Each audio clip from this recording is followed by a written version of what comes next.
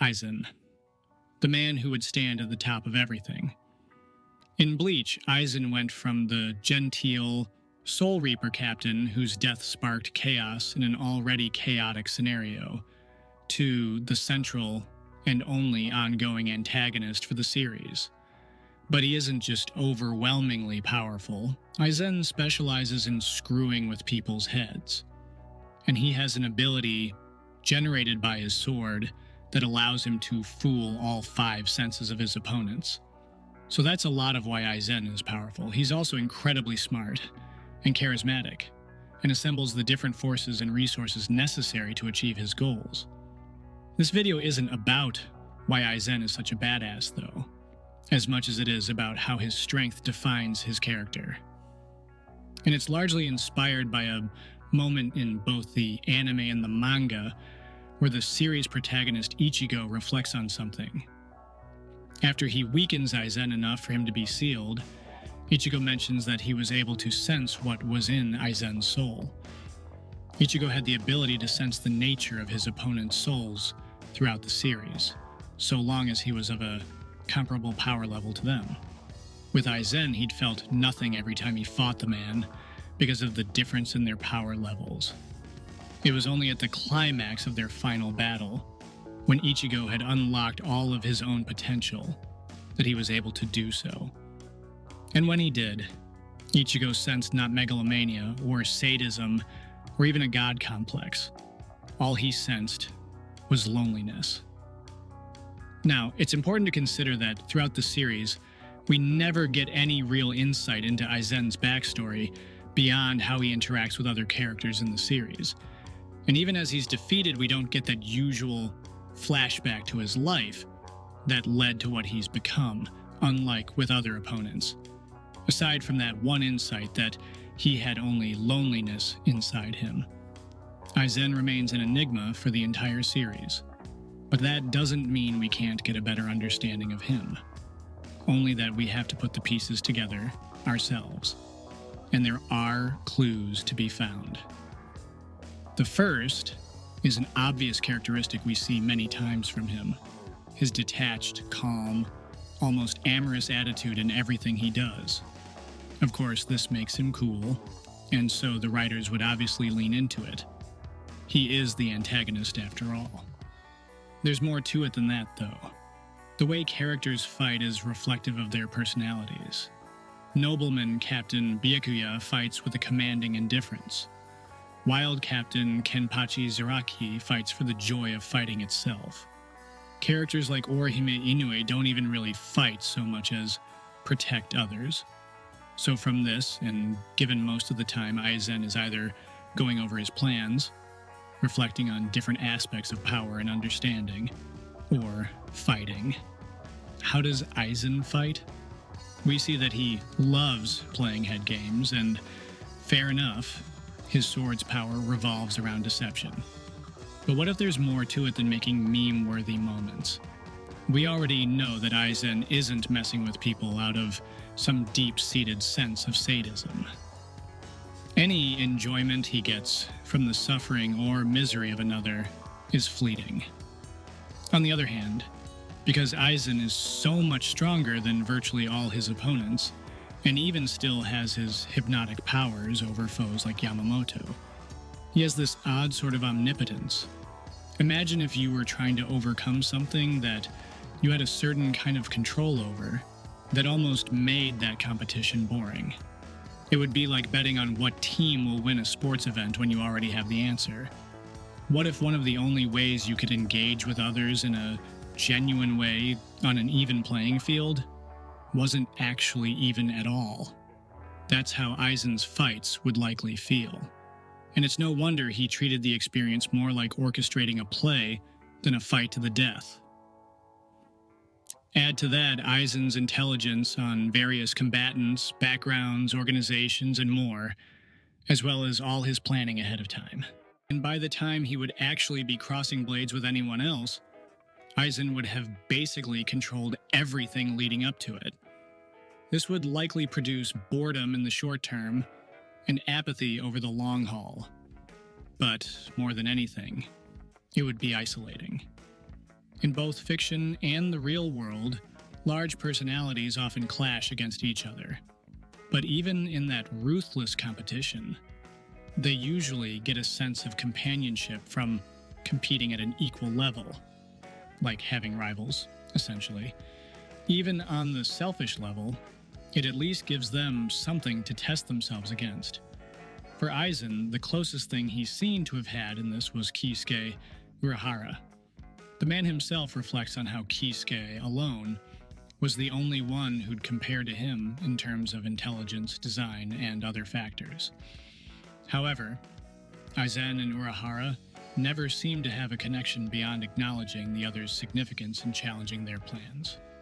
If anything, Aizen seems to have more regard for Urahara than the reverse. Keisuke only ever seems to refer to Aizen in terms of a threat to be understood. This is yet another example of the isolation Aizen's position encourages. Even if someone is his equal, there's no shared connection there. It wouldn't be assuming too much to say that by the time Aizen knew anyone remotely close to his level, he didn't know how to relate to them as individuals rather than an intriguing object. And the fact that no one at his level wanted to connect with him in a genuine way made him quite a man on an island. That's where Gin Ichimaru comes in, because while Aizen says he knew of Gin's plan to kill him, and he kept the man around because he wanted to see what he'd try, what if there was something more to it? What if he found Gin's strength, intelligence, and ruthless efficiency the closest thing to a kindred spirit as possible? With Gin as his right-hand man, he's as close to a friend as Aizen ever seemed to have. And since we know that he did feel nothing but loneliness, at least in that moment, it's not an impossibility that Aizen, in his own way, had an attachment to Gin. Of course, not enough to keep from killing the man. But then again, when the only friend you have is Gin Ichimaru, and you don't even meet him until you're already at least a teenager in Soul Reaper years, it makes sense that friendship would only go so far. All of this is, of course, assumption. But there's one interesting detail that we haven't covered yet, and that never came up in the main series. The Hoji Oku. We know that Aizen still has access to its powers in some form, since he remains immortal. And we also understand that it grants the wish of its master, even though originally it was thought it simply broke down the barriers of a soul. So, why then? Doesn't Aizen become truly unbeatable during his fight with Ichigo? If that was genuinely his wish, why merely hollow-fee him? And thereafter, why couldn't he get out of his prison? Again, it's supposed to grant the wish of its owner. What if becoming the one who stands at the top wasn't his genuine wish? Sure, he wanted to be the Soul King. Since he had known no equal, it would have made plenty of sense to his psychology. I might as well be the top dog if I'm already the top dog.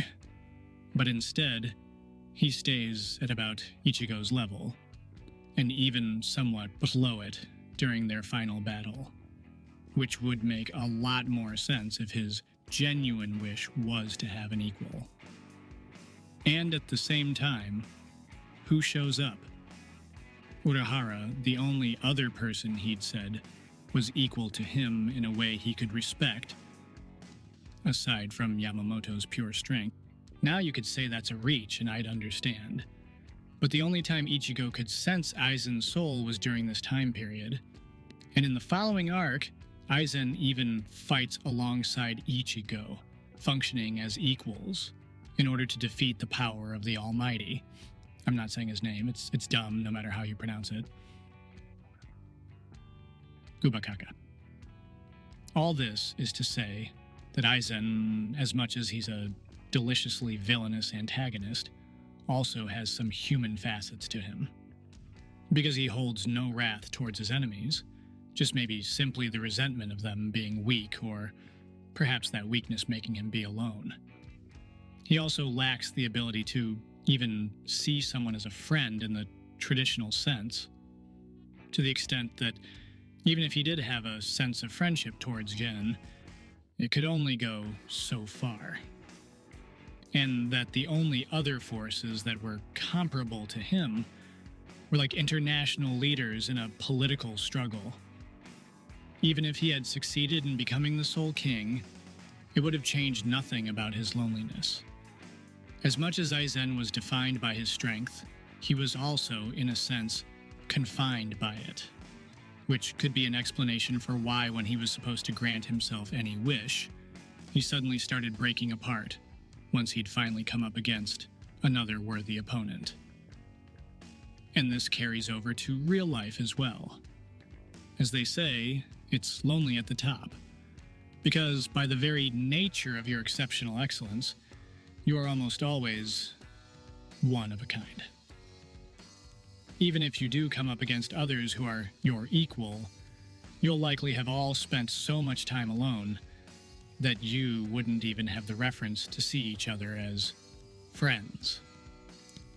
If this isn't an inaccurate read of the writer's intentions, then it was an interesting way to humanize Aizen, even if virtually no one would notice. There's a bittersweet irony to that, then. Even the parts of him that were human would be destined to be alone by the very audience that so enjoyed his mind-screw antics. What do you think?